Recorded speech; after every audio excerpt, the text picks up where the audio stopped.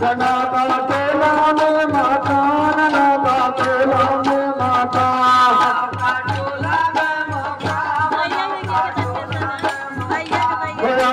चाहिए दियाना चाहिए दियाना उनका बाबा दमना गरियाना चाहिए दियाना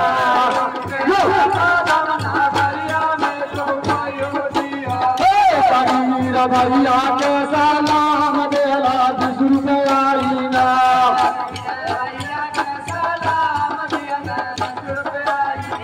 फकीर भैया के सलाम देला 20 रुपया आईना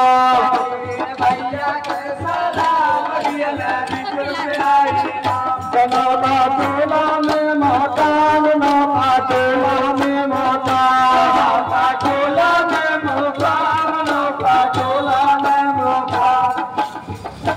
शिवम भैया के परनाम देला 20 रुपया आईना शिवम भैया के दियला 20 रुपया आईना दियला 20 रुपया आईना मना पाटेला में मकान दियला 20 रुपया आईना मना पाटेला में मकान